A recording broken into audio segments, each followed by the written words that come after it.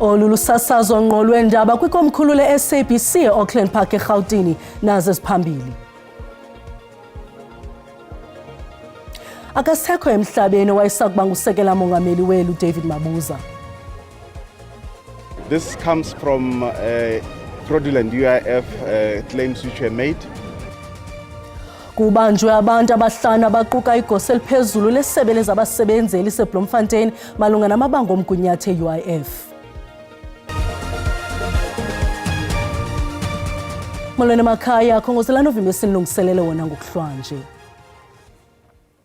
Akasekho emhlabeni obesakuba ngusekela mongameli welu umnumzana David Dabede Mabuza. OkaMabuza waba ngusekela mongameli welu isusela ngonyaka ka-2018 uyokutsho ngo-2023. Phambi koko wayeyinkulu-baphathiswa yephondo laseMpumalanga isithuba seminyaka elithoba. The main reason why we're here is to try and persuade and galvanize our people to go stand up and vote. Lili Magada Hlabayo esakuba ngusekela mongameli weli loMzantsi Afrika umnumzana David Dabede Mabuza walibona ilanga ngomhla wama-25 ngo-August ka-1960 ulishiye eli ngolusuku lwanamhlanje. OkaMabuza washiya kwisihlalo sikasekela mongameli ngomhla wokuqala ngoMatshi ka-2023 emva kwenkomfa yonyulo ye-ANC eyayibanjwe ngoDisemba ka-2022. Phambi kokuba angene kwisihlalo sikasekela mongameli welo, OkaMabuza wonyulwa njengosekela mongameli we-ANC kwinkomfa ye-ANC eyayibanjelwe eNazareth ngo-2017. Ngelo xesha wayeseyinkulu-baphathiswa yephondo laseMpumalanga susela ngo-2009 uyokutsho ngo-2018. Phambi kokuba axhuzule imikhala njengenkulu-baphathiswa yaseMpumalanga, uDidi wonyulwa njengosihlalo we-ANC eMpumalanga ngo-2008. Ngelixa ekulawulo kwiphondo laseMpumalanga wayesaziwa kakhulu ngokuba ngumxhasi omkhulu walowo esakuba ngumongameli welu umnumzana Jacob Zuma. Unity is the winning position. Unity is the winning position. Uthando lwakhe lwezopolitiko lwakhuthazwa kakhulu ngumbutho we-Black Consciousness Movement ngethuba esengumfundi. Waqalisa ukusebenza njengotitshala ze emva koko wayinqununu. Wakhe wabamba njengosihlalo wemanyano yotitshala iSATU. Emva kokukhululeka koMzantsi Afrika kumakhamandela engcinezelo ngo-1994, OkaMabuza waba ngumphathiswa wezemfundo eMpumalanga. Isihlalo wayekuso isithuba seminyaka emine phambi kokuba kuphume igumgedle leziphumo zematriki ngo-1998. Wabuya kwakhona ngo-1999 kweli tyeli engumphathiswa ujongene nezindlu. Wonyulwa njengosihlalo we-ANC eMpumalanga uqala ngo-2008 uyokutsho ngo-2017. Phantsi koDidi yakhula ngamandla inkxaso ye-ANC eMpumalanga. David Mabuza is the new Deputy President of the African National Congress. Wahlala isihlandlo esinye njengosekela mongameli we-ANC emva kokuphulukana nesihlalo sakhe sokuba ngusekela mongameli we-ANC kwinkomfa kaDisemba ngo-2022. OkaMabuza washiya kwisihlalo sakhe njengosekela mongameli weli. Ukanti inkqubo ngeenkcukacha zenkonzo yomngcwabo neyesikhumbuzo ayikavakaliswa. Ukanti apha estudio sinaye umhleli wezopolitiko uMzwandile Mbetshe siza kumncambazisa ngalomba zwaye sikwamkele izindaba ezibuhlungu nezothusayo ezingakumbi njengoba bengekho namahe ngempilo kaMfi uMabuza. Sibonga kakhulu sisanda sibingelele nakubabukeli. Nebala uzokhumbula ukuthi selokhu aphuma ekubene usekela mongameli wezwe ube umuntu ke obengekho emphakathini. Kodwa ke uzokhumbula ukuthi nangesikhathi isekela likamongameli ube nazo mhlambe izihlandla zokuthi ebambeke. Siyakhumbula nje ehambe ngisho nasemazweni aphesheya ko-Russia lapha eyothola khona ukuhlengwa. Kodwa ke njengoba usishilo akho okungako ebesikutsheliwe nebesikwazi, mhlambe kungenzeka ukube kukhona okube kungamphethe kahle ngoba ube umuntu obeqoke ukuthi ke nje mhlambe eyiphilele impilo yakhe yangasese ngoba phela ube ngasekho emehlweni abantu ke. Kusimangazile ke sonke ukuthi sigcine sesithola izindaba zokuthi akasekho emhlabeni uhambe namhlanje emva ukuthi ephuthunyiswe esibhedlela khona lapha eGoli. Mzwaye ingaba intoni azakukhunjulwa ngayo kakhulu lo kaMabuza? David Mabuza njengoba aziwa ngokuthi uDidi Mabuza likhulu kakhulu iqhaza alibamba kwe-ANC. Mhlambe njengoba ubuza nje ukuthi into azokhunjulwa ngayo kakhulu njengoba sina mongameli lo uRamaphosa waba nesandla esikhulu kanjani na uzokhumbula ngesikhathi kuyiwa okhethweni lwe-ANC lobuholi ka-2017 umbango wawuphakathi kamongameli Ramaphosa noDokotela uNkosazana Dlamini Zuma. Ngaleso sikhathi impumalanga enamalungu amaningi kwakungaziwa kahle ukuthi ingakuphi nakuba yayikade ihambisana nezihambisana noNkosazana Dlamini Zuma kodwa kwathi masekusegcineni lelo thimba lashintsha lavotela umongameli Ramaphosa lokho okwenza ukuthi ke egcine ephumelele kubena umongameli. Mawuzobheka ukhumbule namavoti bashiyana kangakanani abashiyana kakhulu nangamavoti okusho khona ukuthi ngempela iqhaza alibamba iqhaza elenza ukuthi mhlambe iANC ihambe ngendlela ethize. Ngaleso sikhathi kwakukhona ukuhlukana phakathi kukhona babeyibiza ngokuthi RET faction kukhona futhi abayibiza ngolunye uhlobo ukube mhlambe ke kwakuwina mhlambe ithimba leli lahambisana noDr Nkosazana Dlamini Zuma asazi ukuthi ngabe kwenzeka kanjani ngoba phela wawusuvela usubona ukuthi iANC ihlukene phakathi ngokwembono. Wayesethi yena ke ngoba wathi ubona lobo buholi kwaba ubuholi ophuma nqa zonke ophuma ngapha kule faction nakule faction engapha. Wayesethi yena ufuna ukwaziwa njengomuntu owelethe ubumbano yingakho ke kwi-ANC ebaziwa ngokuthi ke uMr Unity. Ngicabanga ukuthi ke kwi-ANC into azokwaziwa kakhulu ngayo leyo.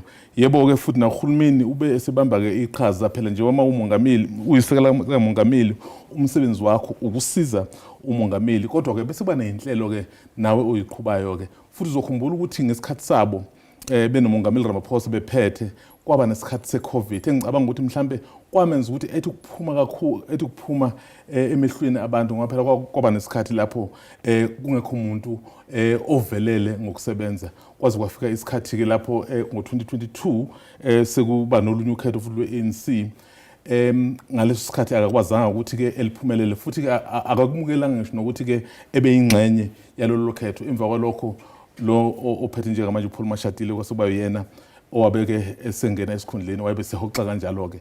Ngicabanga ukuthi ukumbona kwethu esidlangalaleni ingesikhathi ke kungcwatshwa uTito Mboweni emva kwalokho ke hayi wabeke esenyamalala. Mzwayisibulele kakhulu ngexesha lakho. Siyabonga kakhulu. Kubanjwe abantu abahlanu ababandakanya igosa eliphezulu eliphuma kwisebe lezemisebenzi eliseBloemfontein nabanye abasebenzi abane ngokuyanyaniswa namabango omgunyathi eUIF. Sele kuqenqeleke inyanga ezinhlanu amanyathelo angqengqwa kwelijikelele esenziwa ukunqamla urhwaphilizo nobuqhophololo kumagosa esebe lezemisebenzi. Ke kambe kuzakuthi ngoku sele kubanjwe amagosa eGauteng logama abanye bekwiphondo laseFreystata. Oku kunqamene nezigidi ngezigidi zerandi zamabango obuqhophololo. We anticipate that by today we'll be arresting about 20 people. And we have just done our first pickup here, and I believe in other places there are still pickups being done. This comes from fraudulent UIF claims which were made, and you'll be aware that one of the person who has just been arrested is an official from Labour. Ukanti ke kulindeleke ukuba kubanjwe namanye amagosa aliqela abandakanyekayo ekugileni lomkhuba logama abasele bebanjiwe bengalindeleka ukuvela phambi kwenkundla ngomvulo.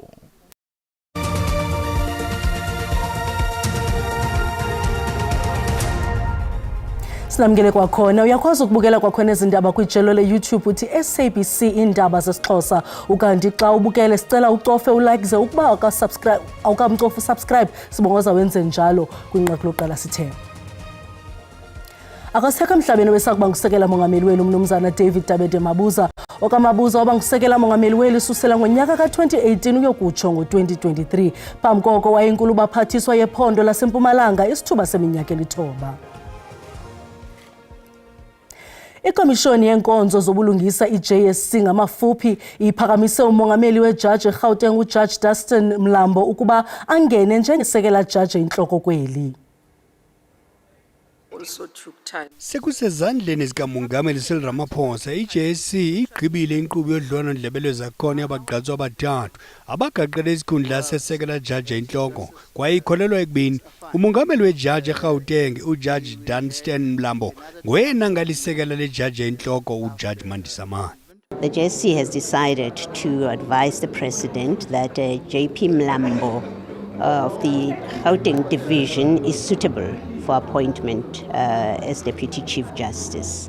Kudlwana ndlebe noJudge Mlambo izolo umbo weminyaka yakhe obudala kuba seneminyaka e66 esidla amazimba uvelile nto leyo ithetha ukuba angalisekela jaji inhloko iminyaka emine kuphela.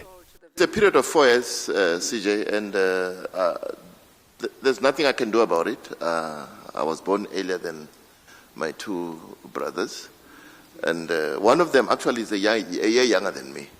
Not a lot. The other one is quite a youngster. I say this respectively. Just slightly older. Yeah. So, but CJ, that's where I can put it. I mean, if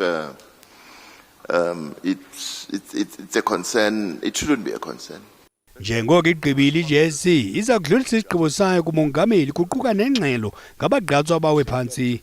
Isikhundla sesekela jaji enhloko okusivulekile susela ukonyukela kwinqanqwela ngentla lokuba ijaji enhloko kaJudge Mane owayelisekela jaji enhloko ngaphambili. Elinqaku liqulethe amagama angavakali kakuhle kwabo banhliziyo ezibuthathaka.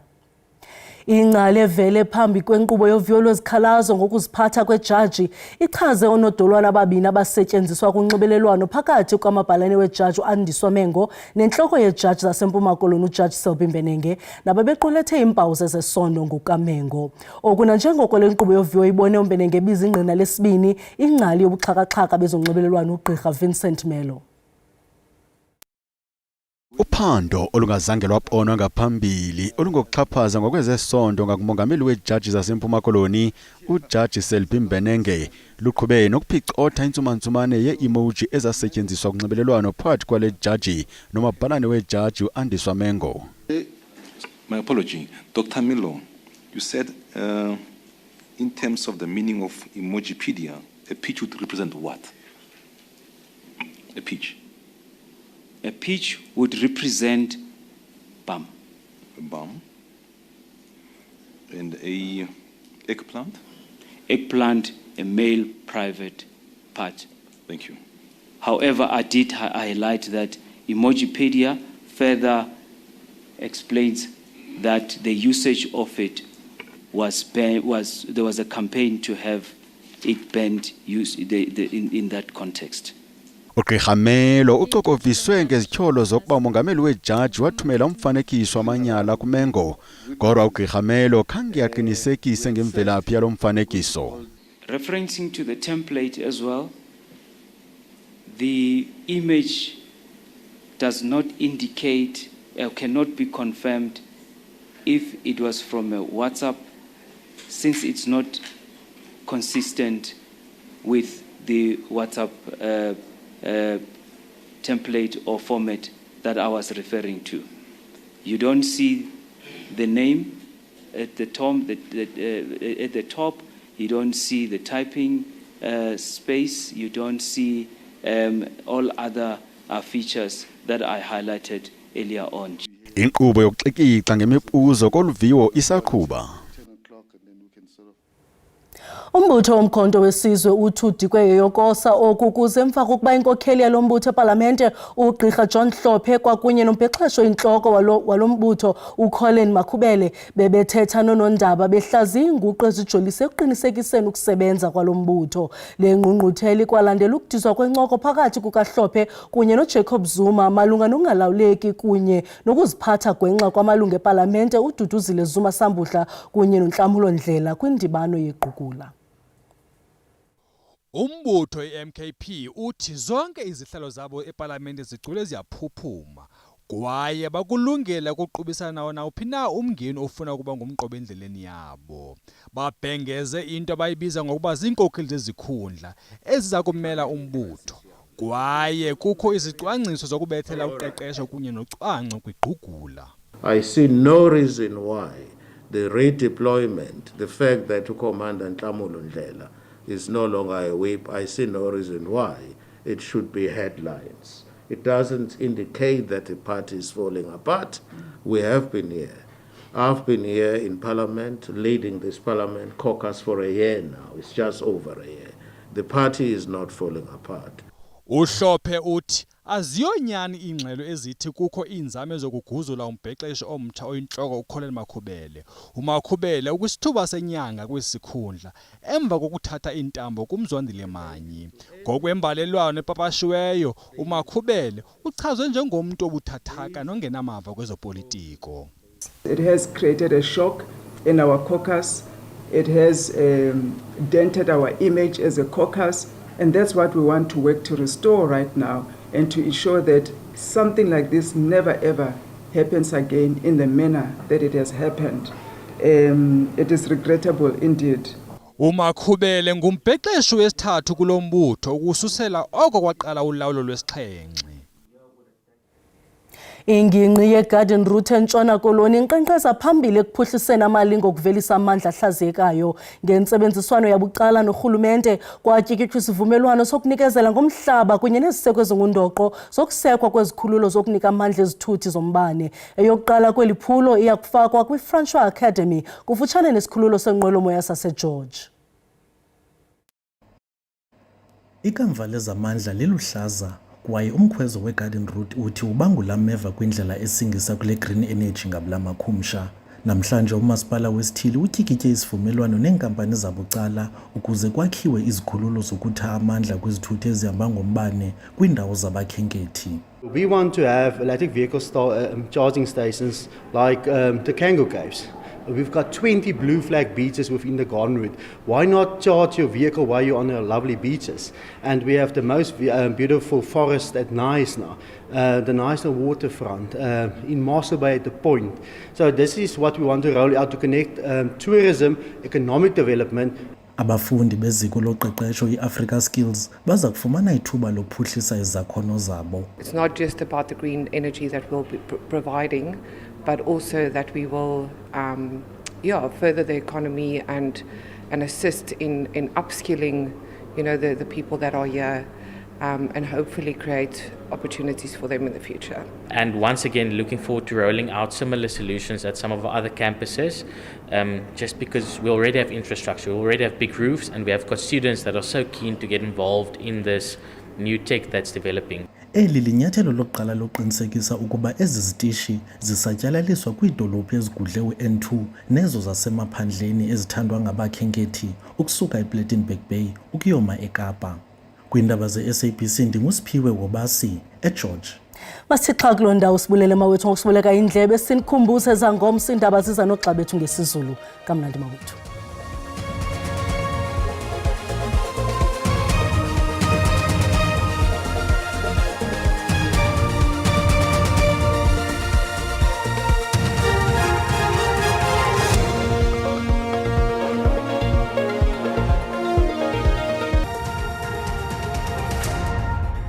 Botani mawethu ngicela sikhongozele nalo uqikelelo lwemozulu masiqale ke ngokuhlwanje nalapho sibona amathutyana ngephemvula namahle kakhulu phaya eNtshona Koloni kwindawo esembindini nakhona silindele u30% wamathuba emvula okuyawungena naphaya eMpuma Koloni. Sawubona ke futhi nankuya nomsingomoya obandayo uxana nazile pha kwimimandla esempuma. Ngomso ke mbukelisa bonto bala msingomoya obandayo wokuqala uyayishiya indawo ukhatshwa ke ngowesibini nodala kaloko ezamvula ezingephi nezinhle kakhulu pha eNtshona Koloni futhi ke lithe qwaqwa ngamafu kwindawo eziphakamileyo esentshona kwimimandla esempuma nakhona sabonto ba nokukhona la 30% wamathuba emvula olindelekileyo ukuyangena naphaya koLesotho kuquka ke naphaya kwaZulu Natal ze abe mahle kakhulu amathuba emvula phaya koMpumalanga. Kanti ke bukele uyabongozwa into abakuqaphele kaloku la mvula engamandla elindelekileyo phaya eNtshona Koloni ngokuhlwanje ngokunjalo nendudumo ezimandla nomoya uyakube ubhudla ngamandla phaya eMahikeng kwehlela eBloemfontein kanti ke kulindeleke nekhephu pha koMalitswayi nakokoma nephango ngokuhlwanje. Kanti ke ngomso mbukeli sabona into yoba kusalindeleke umoya obhudla ngamandla phaya eNtshona Koloni ukhatshwa ke nayo imvula emandla